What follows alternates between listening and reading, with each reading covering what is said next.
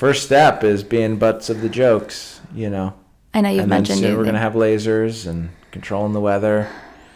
Honestly, good. It'll be my people's turn. Take it off of our... We don't want it anymore.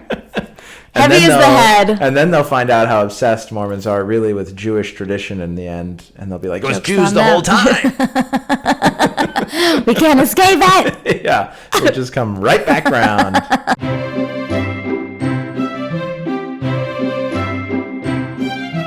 Do you have a petty story for us today? Yeah, I do. Oh, good. I'm going to be useless today. I'll just be kind of here and present. But I can introduce us. I kind of looked up some chords on the ukulele. I kind of looked up some chords. It's great. Yeah, my wife was like, what is this sudden obsession with the ukulele? And I was like, it's part of my job. Critical.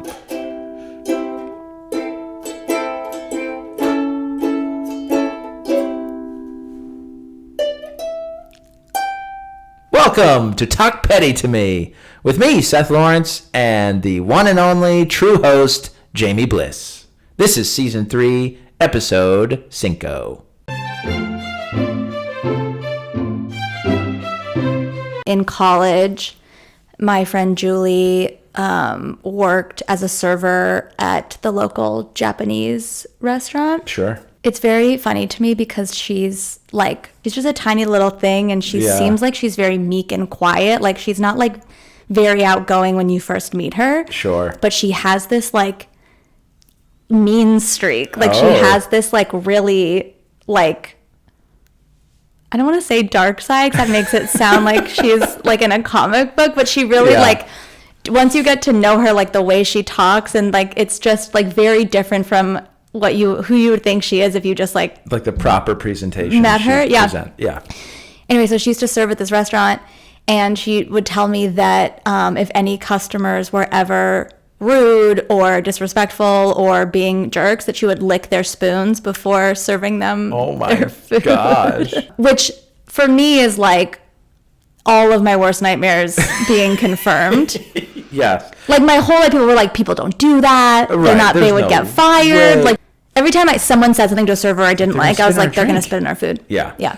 And you're a germaphobe. I think that needs to be mentioned. That's why it would be so impactful for you. It's disgusting. Yeah. Yeah. And I was like truly always afraid of it. And everyone was like, no, never. And then I met Julie, and she was like, 100% I lick their spoons. Like, oh no, they all do it. Yeah. Yeah. Yep. And I was like, oh no, sick. And they deserve it. Well, obviously they deserved it. But she also she had a little bit of a temper. So it's like, did they deserve it? Or did she just like... Did she give you any, for instances, of when she would do it? I'm sure she did at the time. Remember? I don't remember now. But I do remember that she confirmed all of my suspicions that servers are out here licking spoons. I always check. I check silverware on the table. I check silverware that comes out with a bowl of soup. Yeah. Every time something happens, it confirms my fear. I never think like, oh, this is a one-off. I think I was right all along. That was it. Right. It's shocking I'm not a bigger conspiracy theorist, honestly. It is. Yeah. That is a perfectly petty way for a server to react. Which, like, with minimal impact, really. Yeah, it's not, unless she's got SARS or COVID, you know. I mean, at the time, what was big? Avian flu? Yeah. She's not going to be passing some death disease onto people. No. So herpes at worst. Right. And that has no and health. Everyone's got that anyway. Right. And there's no health issues from it. It's just yucky. Ooh, cold sore. But that doesn't do anything. There's no like actual health implications. It just looks gross. Yeah. So have you been nicer to the waitstaff since finding this out? I was never rude to waitstaff. Okay.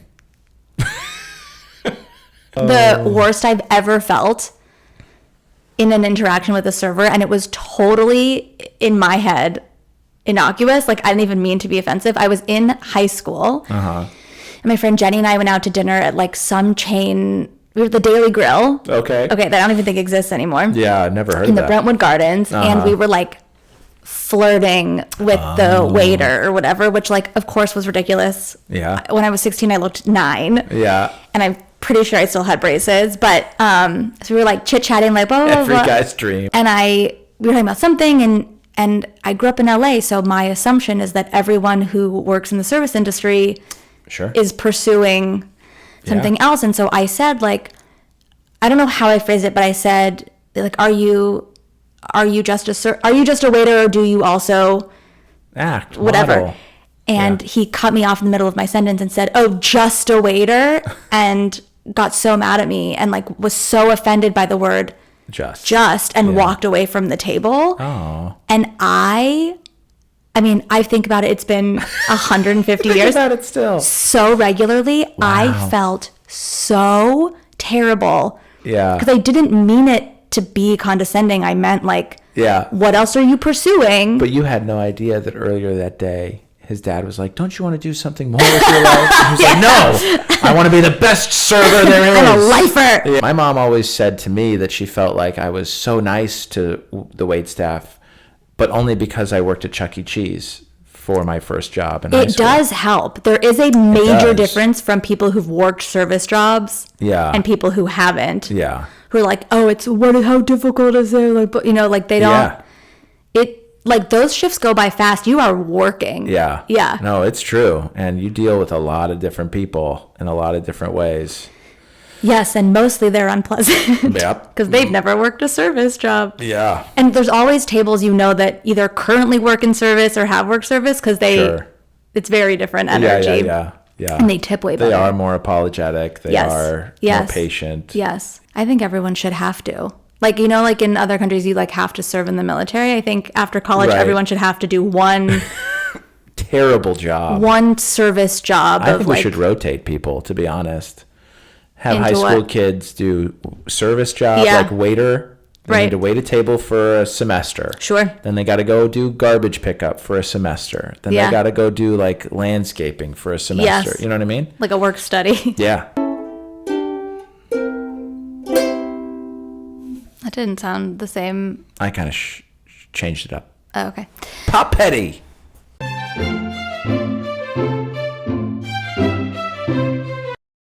I'm in a group chat with people that I used to work with and I'm still friends with in Chicago. And this is now outdated anyway, but Trump was like, making cuts to FEMA and like all the disaster relief and like whatever. Right. And she straight up out of nowhere was like, "I just don't care if Florida gets destroyed by hurricanes anymore. Good luck." Because fair enough. Trump, you all voted for Trump, and now you're getting just blasted by weather with no prep and no emergency services in place. Right. And I was like, Amy, it's just so not. It's also so not her. Yeah. But Trump drives people crazy. From all sides. From all sides and all directions. Absolutely. Yeah. Has the hate for Florida died down at all? Because there was a time where it was just like, "Oh, that guy is crazy. He must be from Florida." No, I think that still exists. Still a thing? I think that. Like, I feel right. Okay. Why would anyone let their kid play football? I have no idea. Like, our country's fascination with football is like directly linked to Coliseum, Sure. We just love UFC, all that stuff. Well, that's insane. We just love seeing people brutalize each other. Yeah. It's the best. Greg Hoffman loves watching, like he like once He's like a sweet little man. I know. He's like, kill each other. He loves the fights. He loves them. He he had like a fight.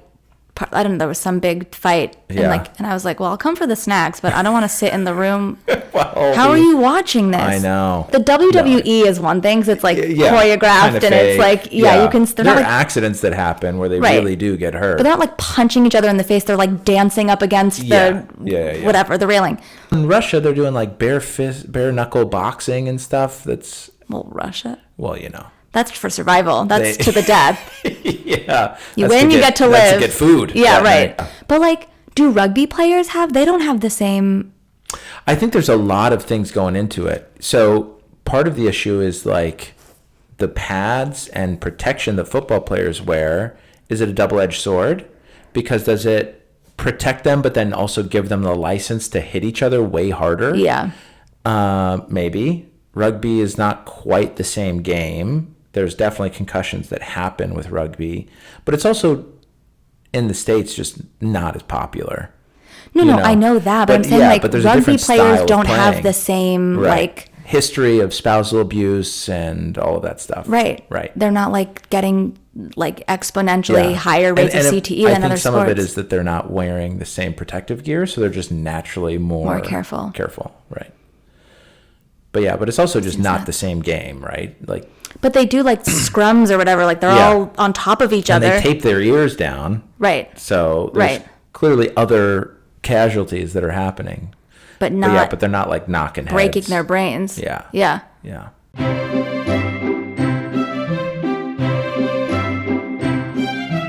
Now I can't use this.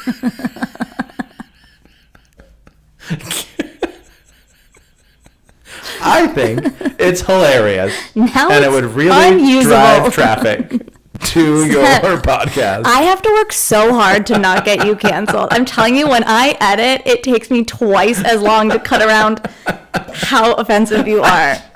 Just use that one. That one's funny. You know what? I'll send it to you, and if you want to post it. It's a good idea. Oh. Mind you. You have to cross the line. Was that necessary? Oh, man. It's also just fun watching the disappointment spread across your face. I don't even know why I feel disappointed anymore. Like, if we get through a full minute without you saying something offensive, it should be net positive. We should hear bells. Right. I assume that it's coming. Angels getting their wings. Angels getting their wings. Oh, boy.